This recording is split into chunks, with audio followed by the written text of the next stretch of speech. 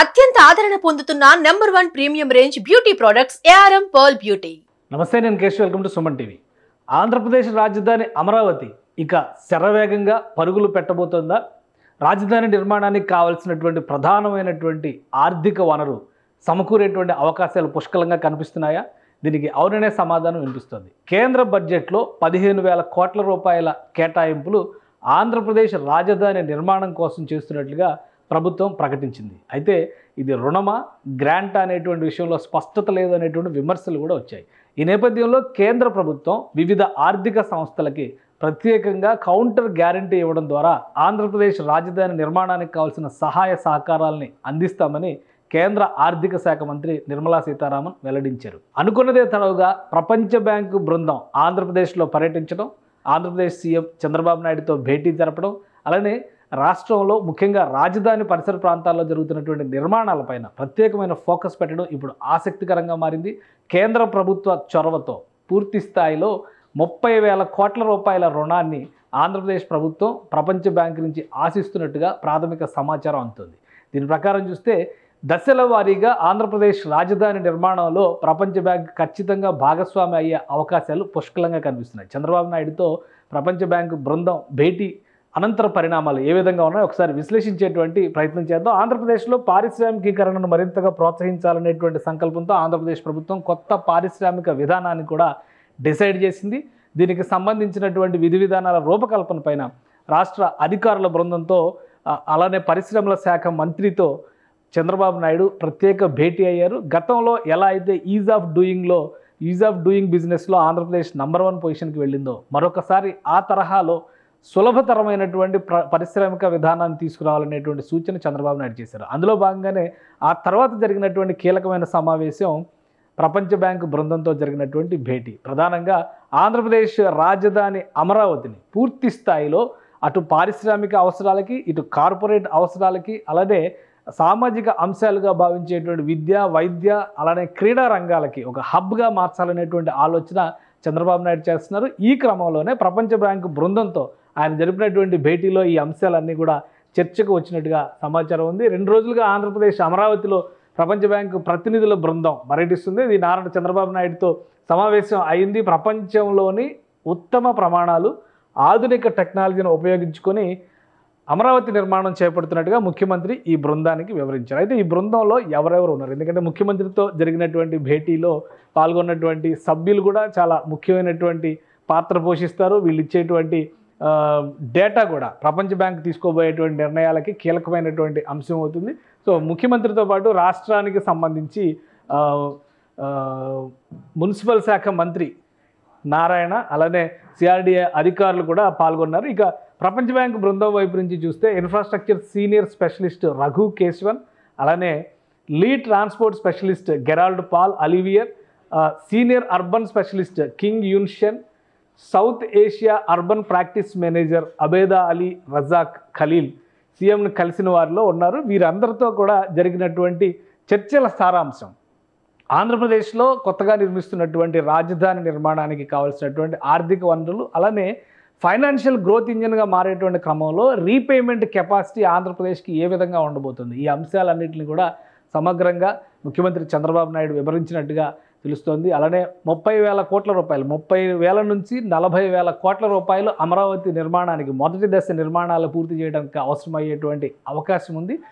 ఈ క్రమంలోనే దశల వారీగా పనులు జరిగేటువంటి అంశాలను దృష్టిలో పెట్టుకొని ప్రపంచ బ్యాంకు సహకారం అందించాలనేటువంటి విజ్ఞప్తిని ఆంధ్రప్రదేశ్ ప్రభుత్వ పెద్దగా ముఖ్యమంత్రి చంద్రబాబు నాయుడు చేశారు. అయితే గతంలో కూడా ఆంధ్రప్రదేశ్లో రాజధాని నిర్మాణానికి సంబంధించి ప్రపంచ బ్యాంకు రుణం వైపు రాష్ట్ర ప్రభుత్వం మొగ్గు చూపింది. ఆ సమయంలో జరిగినటువంటి ప్రతిపాదనలు ఏంటి, అలానే ఫైనల్ రిపోర్ట్ ఏ విధంగా ఇచ్చారు, ఈ అంశాలను కూడా ఒకసారి మనం పరిశీలించేటువంటి ప్రయత్నం చేద్దాం. ఎందుకంటే అమరావతి నగరం పైన ఒక వైట్ పేపర్ని రాష్ట్ర ప్రభుత్వం రిలీజ్ చేసింది. అందులో ప్రపంచ బ్యాంకు రుణానికి సంబంధించినటువంటి అంశాలను కూడా పొందుపరిచింది. అందులో ఏం రాశారు, ఏ దశలో ఆగిపోయిందో ఒకసారి పరిశీలిద్దాం. అమరావతి నిర్మాణానికి సంబంధించి రాష్ట్ర ప్రభుత్వం తీసుకున్నటువంటి ప్రధానమైనటువంటి ఎజెండా ఫ్యూచరిస్టిక్గా ఉండేటువంటి నగర నిర్మాణం చేయాలనేది. దీనికి సంబంధించినటువంటి ప్రతిపాదనని ఒక ఫుల్ ఫ్లెడ్జ్డ్ రిపోర్ట్ రూపంలో గతంలోనే రాష్ట్ర ప్రభుత్వం సమర్పించింది.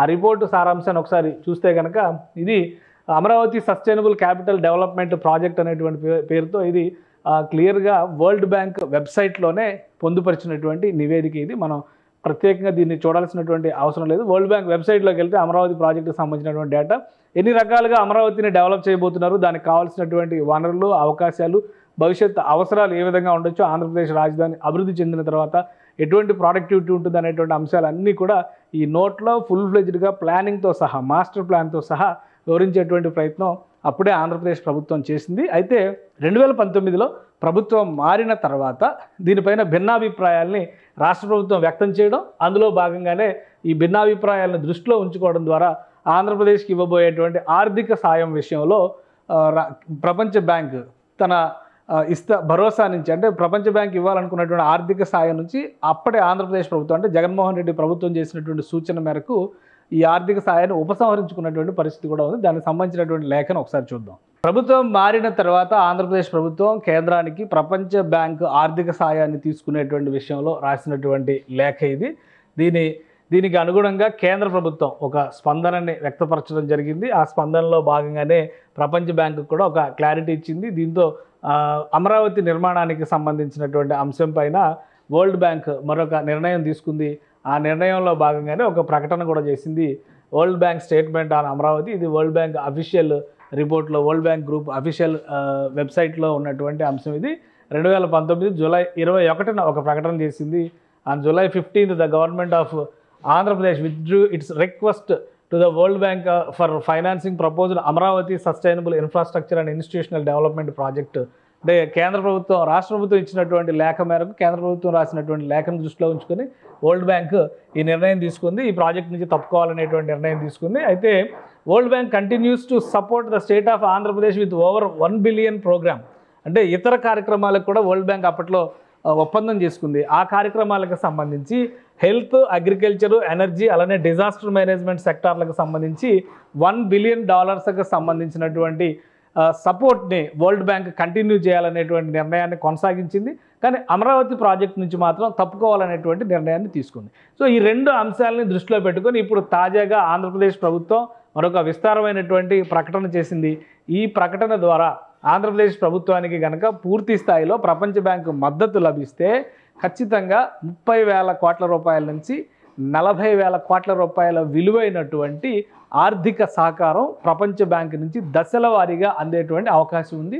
దీనికి ప్రత్యేకమైనటువంటి గ్యారంటీ రూపంలో కేంద్ర ప్రభుత్వం రాష్ట్ర ప్రభుత్వ పక్షాన గ్యారంటీ ఇచ్చేటువంటి అవకాశం ఉంది. దీనికి కావాల్సినటువంటి ప్రాతిపదికను కూడా ఆంధ్రప్రదేశ్ ప్రభుత్వం ఇప్పటికే రెడీ చేసుకున్నటువంటి పరిస్థితి. అయితే ఇంత పెద్ద మొత్తంలో రుణాన్ని తీసుకునేటువంటి క్రమంలో ఆంధ్రప్రదేశ్ ప్రభుత్వం వరల్డ్ బ్యాంక్కి రీపేమెంట్, తిరిగి ఈ రుణాన్ని ఏ విధంగా చెల్లించబోతుంది అనేటువంటి అంశం పైన కూడా ఆంధ్రప్రదేశ్ సీఎం చంద్రబాబు నాయుడు ఒక క్లియర్ అనాలిసిస్ వరల్డ్ బ్యాంక్ ప్రతినిధులతో చేసినట్టుగా సమాచారం అవుతుంది. అమరావతి రాజధాని అభివృద్ధి చెందిన తర్వాత దాదాపు 4,000 ఎకరాల భూముల్ని వరల్డ్ బ్యాంక్కి ప్రస్తుతానికి తనఖా పెట్టడం ద్వారా, లేదా వాటిని మార్టగేజ్కి చూపించడం ద్వారా అభివృద్ధి చెందినటువంటి ఆ భూముల ద్వారా రీపేమెంట్ చేసేటువంటి కెపాసిటీ రాష్ట్రానికి ఉంటుందనేటువంటి నమ్మకాన్ని కలిగిస్తూ తాము కోరినటువంటి రుణాన్ని మంజూరు చేయాల్సిందిగా ఆంధ్రప్రదేశ్ సీఎం కోరినట్టుగా తెలుస్తుంది. ఒకవేళ అదే నిజమైతే తక్షణం ఆంధ్రప్రదేశ్కి సంబంధించి, ఎందుకంటే కేంద్ర ప్రభుత్వం ఇప్పటికే 15,000 కోట్ల రూపాయలు మంజూరు చేసేటువంటి విషయాన్ని స్పష్టంగా ప్రకటన చేసినటువంటి నేపథ్యంలో మరొక నెల రోజుల్లో అమరావతిలో నిర్మాణాల పనుల్ని వేగంగా ముందుకు తీసుకెళ్లాలని ఆంధ్రప్రదేశ్ ప్రభుత్వం భావిస్తున్నటువంటి తరుణంలో వరల్డ్ బ్యాంక్ బృందం పర్యటన ఒక ఆక్సిజన్ లాంటిది. ఇప్పటివరకు గత ప్రభుత్వం, అంటే గత 5 ఏళ్లలో తీసుకున్నటువంటి నిర్ణయాల వలన అమరావతి రాజధానిగా అమరావతికి మరణ శాసనం వేసినటువంటి సందర్భాన్ని చూశారు. ఇప్పుడు ఆయువు పోసుకుంటున్నటువంటి స్థితి కనిపిస్తోంది. కాబట్టి ప్రపంచ బ్యాంకు రుణం కనుక క్లియరెన్స్ వస్తే ఏపీ రాజధాని నిర్మాణం కూడా శరవేగంగా సాగుతుందనేటువంటి విశ్వాసం ఆంధ్రప్రదేశ్ ప్రభుత్వంలోని పెద్దలే వ్యక్తపరుస్తున్నటువంటి పరిస్థితి ఉంది. సో ప్రపంచ బ్యాంకు రుణం క్లియర్ అయ్యేలోగా గతంలో పెండింగ్లో ఉన్నటువంటి ప్రాజెక్టుల్ని ముందుకు తీసుకెళ్లడం, అలానే నిర్మాణానికి అనువైనటువంటి వాతావరణాన్ని రాజధాని ప్రాంతంలో సృష్టించే దిశగా సిఆర్డీఏ చర్యలు తీసుకోవాలని ఇప్పటికే రాష్ట్ర ప్రభుత్వం ఆదేశించినట్టుగా కూడా సమాచారం అందుతోంది. సుమన్ టీవీలో మీ పర్సనల్ అండ్ బిజినెస్ ప్రమోషన్స్ కోసం కింది నెంబర్కి కాంటాక్ట్ చేయండి.